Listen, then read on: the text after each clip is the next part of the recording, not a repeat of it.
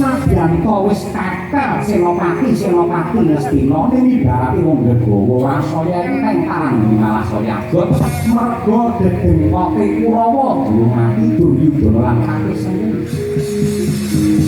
Upamane Yayi Werkudara unggul ing panyudan Kurusetra kira-kira kowe bakal ngopo?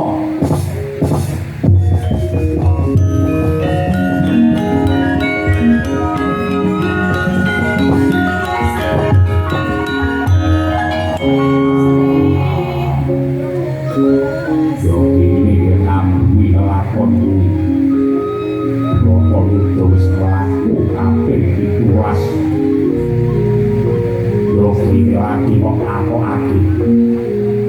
mergo sing mengko yen kleru ingkang dituju bakal dipun kadhuwung tembing iki upamane para Pandhawa unggul ing Bratayuda iki mengko teko ning Astina ora bakal ketemu apa-apa rekod kabeh yen kowe milih karo Bandha Astina wis ditemu wis ditekke Duryudana mergo diraja perang siap dimung bakal nemu bocah lolo Waronda karo wong cacat mergo korbane Bratayuda.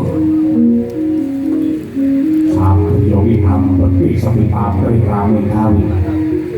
Aku Bratayuda ngetepi kewajiban perkara kowe iku piwuhane apa ora gagas. Ning yen kok ngopeni Waronda karo wong cacat bocah lolo.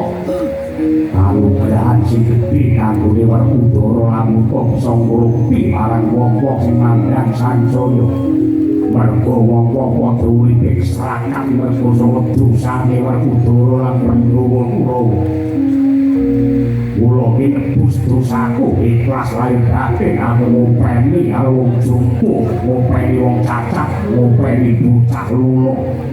Ngopeni rondo, ngopeni dagong lho. Sing tetek ya sedya bayu manggih rahayu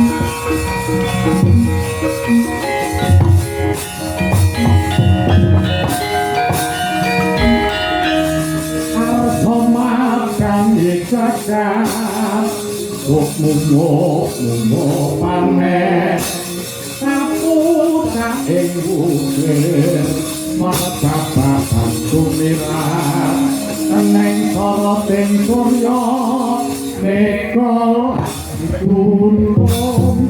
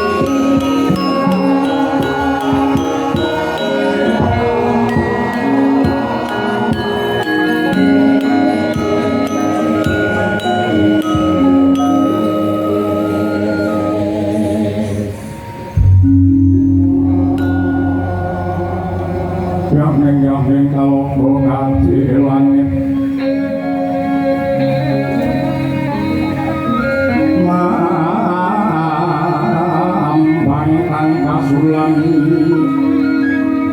upamaneka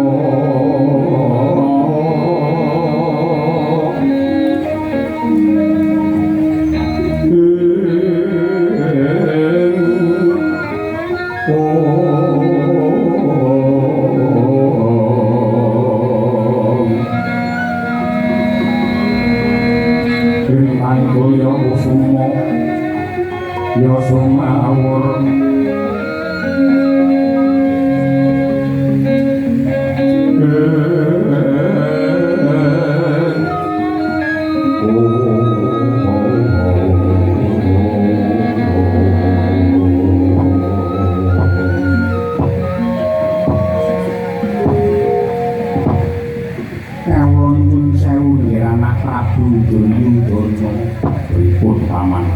ayo sengkuni daraknya menayoten menika lega manah kula ora mung kaya wong dandani lawan ngawan kabari Rama Prabu Salya sampun seda kali putra dewa nyolong tekek ing atase wong ranate peperangan kok duwe kapramitan senadyan kados pundi kemawon kula boten mundur kumpul amandul bebuyung kula tetep ngadeg jejeg ndepani kawoten negari Ngastina lan Ngamarta ing nyatanipun sampun kathah senopati ingkang gugur lan Brono Arta kangge ragat perang menika sampun meh telas pramila menawi paduka kapareng dhahar atur kawula nindakaken kemawon ibarate buntut lor kena kidul golek iwak kecekel iwake ning aja nganti butek danine terus pripun prayogi mawi siasat ngawon kemawon kalian para Pandhawa etok-etok kalah Kurawa etok-etok kang kekut dengkul lan gulung gendera lebetake gendera putih minangka tandha nungkul adhedhasar tresna perdamaian mangke nadyan Kurawa menika sampun kalah Pandhawa lenggah malih wonten Ngamarta jernyatanipun 12 taun kawula Ngamarta budayane sampun kula rusak sampun boten wonten tiyang ingkang lestarekaken dhumateng adat budaya satemah wong Ngamarta kelangan jati diri wis gunakake budayane wong Ngastina mangke gampil anggenipun ngemu dening rusak dhumateng kawula Ngamarta yen kawula Ngamarta kelangan jati diri mangke gampil anggenipun ngrubuhaken para Pandhawa sampun sampeyan iku duwe mung golek penak lewat karkoso sampeyan gelem mukti lewat mati kula mboten wedi mati sebab apa ora wedi mati amargi pati sengguni mboten saged mati ora bisa mati KTP kula sembuh mantuk teke kasetian sampeyan dateng Duryudana caranipun ora ketan siji mancangking mriki dase Pandhawa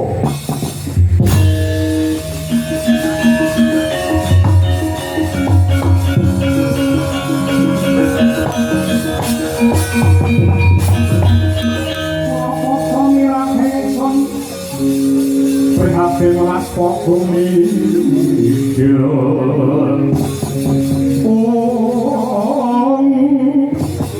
Tuhudahan pokaryo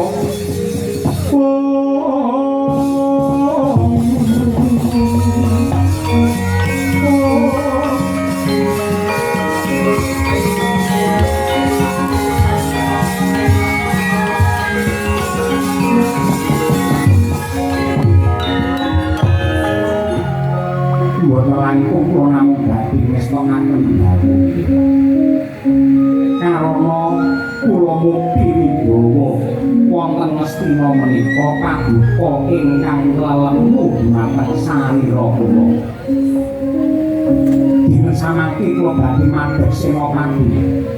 Sisandane kula badhe ndhokekaken dhumateng tiyang sak jagat lamun kok kasetyane pati sengkuni marang Prabu Duryudana ora kena sinangga mirip nyuwun pamit.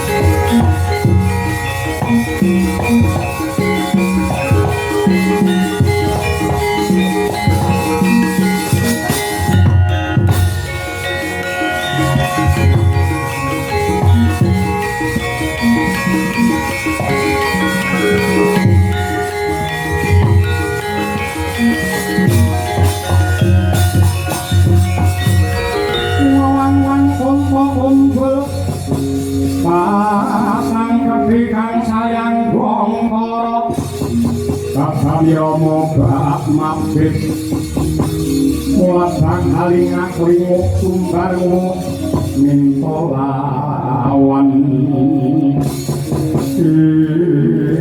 Ramata jaya marata lintang-lintang yang pada Sadita mara sangat uyam-yak kaya menjelar budang kaya menjangan mati ora bakal gigrik uluku salombo Senopati Ngastinapati Harya Sengkuni ya Harya Suman ya Kyai Wali. Wah, wong licik wong tansah lalu wong rukun apik Sengkuni apa adane menunggal aja ngendel-ngendelake kae wis mateni Kurawa pirang-pirang yen aku isih urip kowe bakal cilaka. Lakoni sing tak ampi-ampi lakoni pancen gak tunggu-tunggu. Kowe bakal mundur karo tanduranmu dhewe. Del-del waduh kowe maju para ngarsa iso ngalahke sing ndak umbe uyuhmu.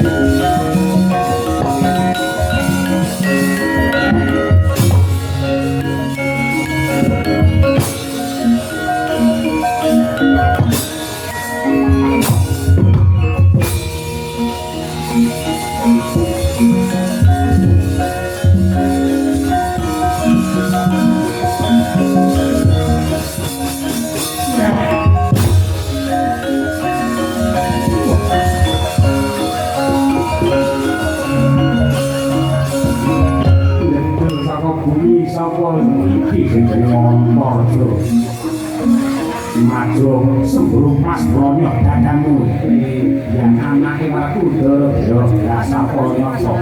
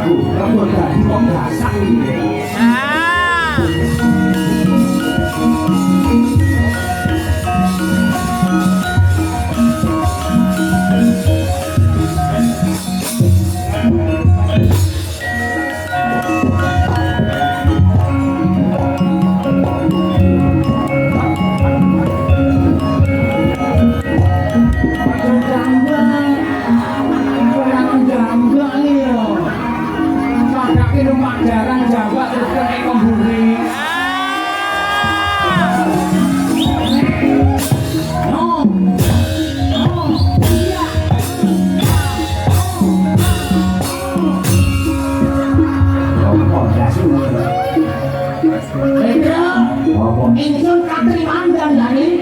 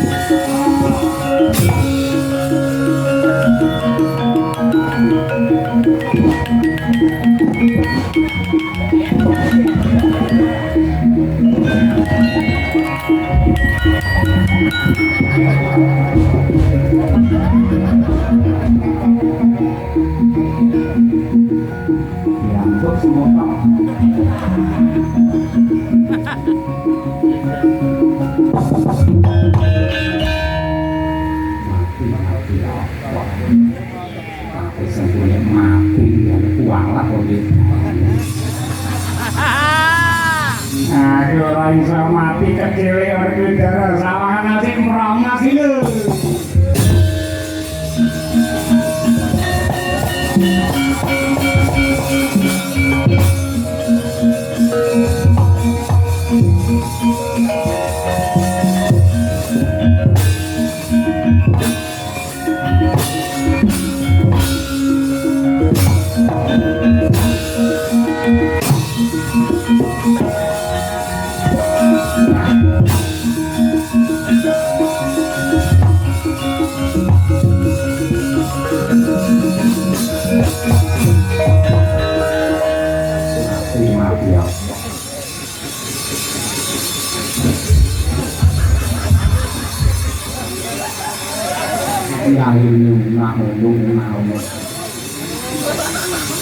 Kudune dongmun roh pati sengkulu sing kapaliran nibati-bati. Wanggondro sepiro. Ayo Kudoro. Aja mung siji. Madu bareng kambing ana pati ayo sengkulu. Kowe ngopo nentang sikilku? Apa kok? Mandro. Ngopo? Wis sempune tak sakale sikil tak buandang ini. Seneng banget aku. Man, tungkar pilih. Ayo Yudara sakitake gayamu tumpake.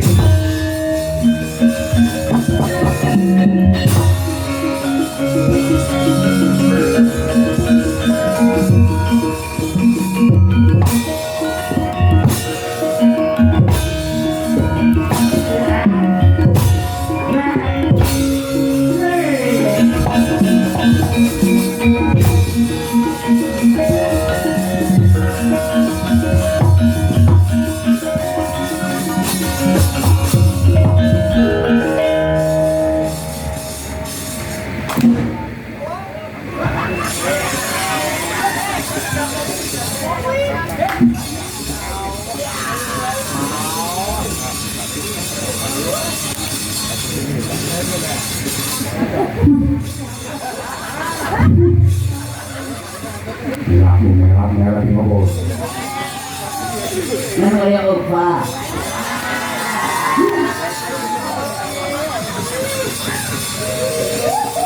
Pripun, Bos? Pripun haro? Sengkuni. Pripun? Ora mati. Sing mboten mati. Perep nyawane. Indonesia.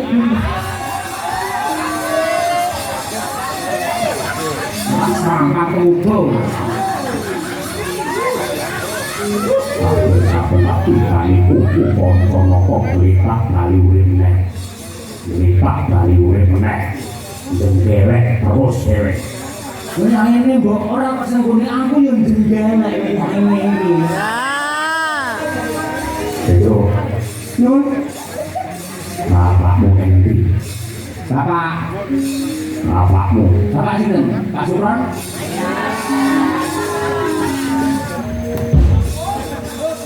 Semir. Oh, Pak Semir. Ya. Pak Teman sudah. Yang ini?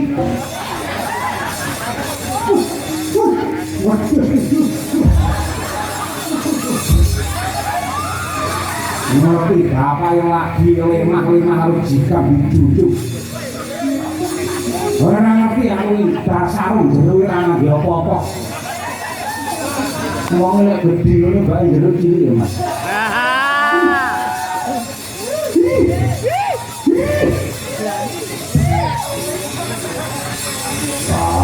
Semua. Enten napa, Gus? Enten napa, Gaus? Kok gaes piye, Pak? Sempune ramudar. Sempune ramudar sing ramu kowe Pak piye? Gak wis senengane lak terang silsilah to kowe. Sak barai lho senengane lak ngalur-ngalurne to, Pak. Nggih. Anane Sengkuni nika mboten mudar jenengan lak mboten prisa. Aku ora ngerti sebabe apa. Sebabe nyawane Sengkuni niku moh ucul saking ragane. Betul. Durasi.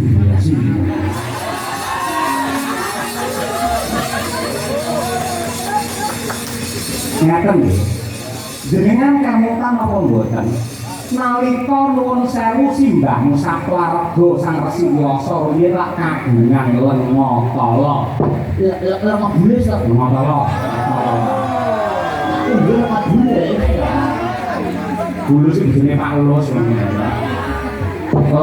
tala mergo ampuh dayane Lengatala awak niku yen kelepetan Lengatala bakal ora tedas gaman apa wae ditumbak rupung sinubuk utung mboten saged tumawa wonten pundi kemawon mongko nalika semanten Lengatala menika ing dipun wadahi kendhi kutah wonten ing Jambah rebutan Pandhawa lan Kurawa saklebetipun Lengatala wau kutah lajeng kangge gulung karo kabeh Sengkuni mila wis saka pucuk rambut nganti jempol sikil awake Sengkuni niku kawratan Lengatala mila ora iso dipateni nadya ngangge gaman napa mawon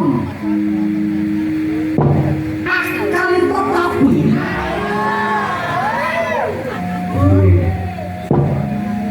ada sebagian yang tidak terkena minyak kalah. Oh, mangodol dulu. Silit. Betul.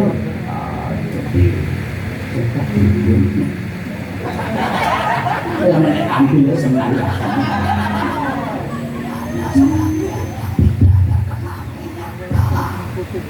Ajan ke. Rungokke Pak, Pak. Bur. Bur ikan lele.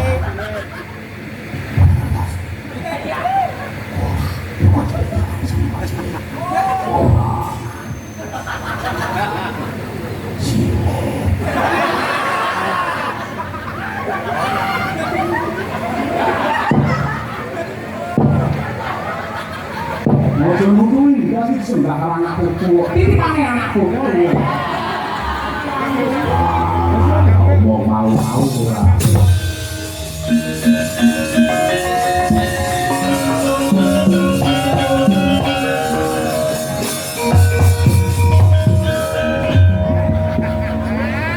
Nyapu to, Bro? Nyapu kok dolan nang iso kelongan ngene. Ora ngono kuwi jenenge ra kompak rade.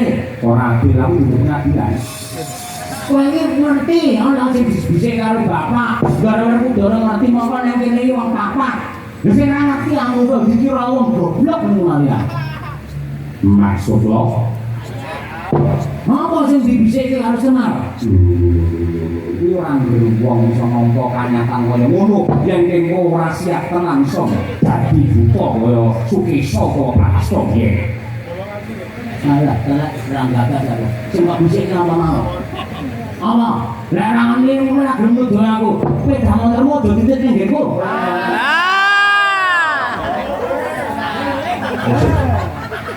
Ngelmu kuwi ben barokah ya kudu ana regane. Regane piro tak tuku?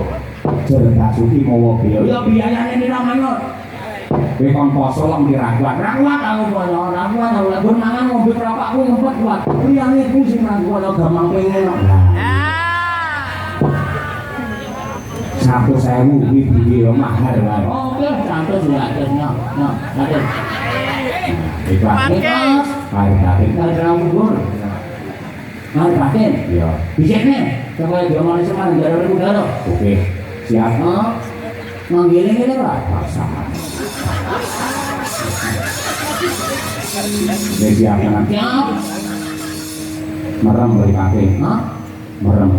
Wah, apa? Aduh, aku merem. Aku nanti kelakuan. Aku merem ya, semula paling rumahku ke di kabel dicuraki ngomong ngarang aku. Yes, makin napas.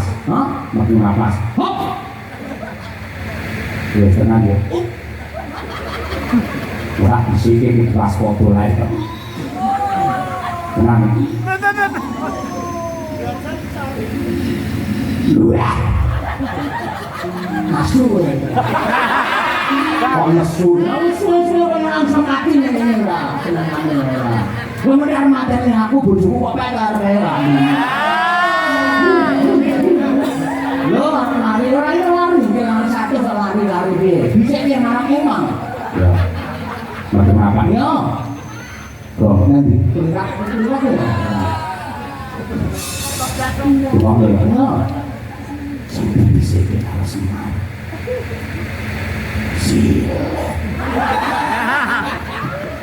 Hah? Ya sate. Satu sewu goreng kok kuwi. Yo sumpah pijat sing bisa kuwi mau. Kebangetan jabian kabeh kowe. Pangarno. Masa satu sewu goreng kok kuwi. Sing namanya yo kuwi ora. Ya ampun satu sewu lho. Yo kuwi kok sumpah kuwi. Ah, sing satu sewu iso kuwi lho. Paling sandine kowe iki. Ngomongannya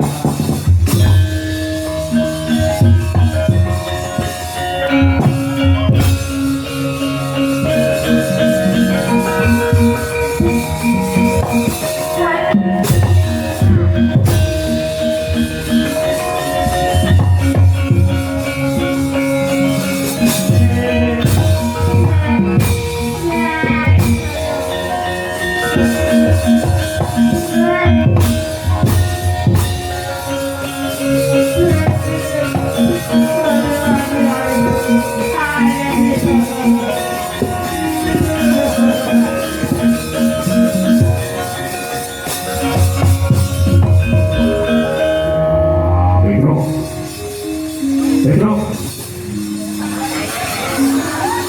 Ngapa yo? Sembunyi sak kene iki. Yo niku sing ngandhake Bapak Semar mau. Wah, aku bingung sing ndi.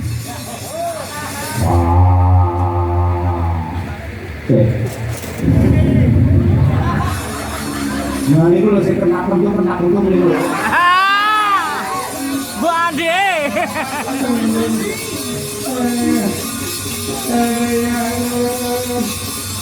Ini jari ini manggane wis kosok lho. Saya ini. Nah niku. Gobles.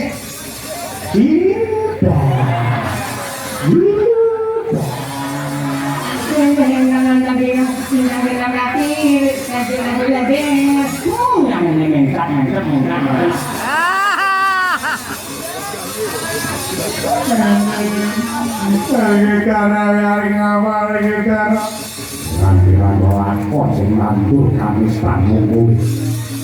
Wis saluran iki kowe ngunduh kowe panjau. Apa ini kilo? Mbak kayak blus ngono lho. Blus matos ngono. Satus. Ketuan ora. Nandur ngunduh utangnya ora sakno.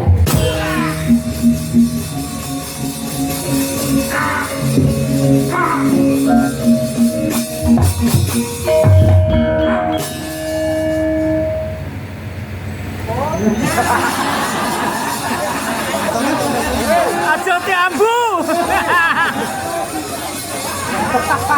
Bambu silet.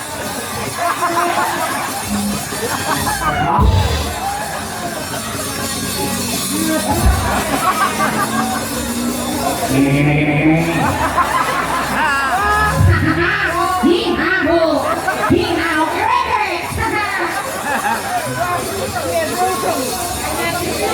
Anyar ki.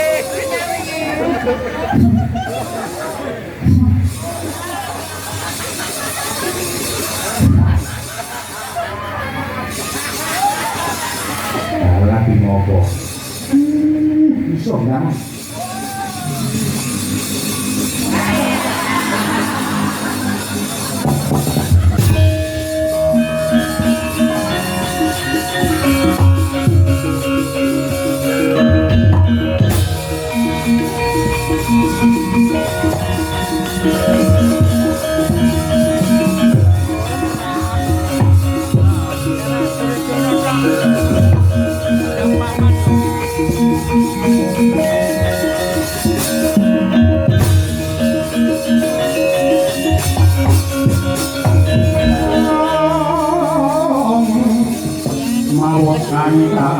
Kang sing tahun ngowah yo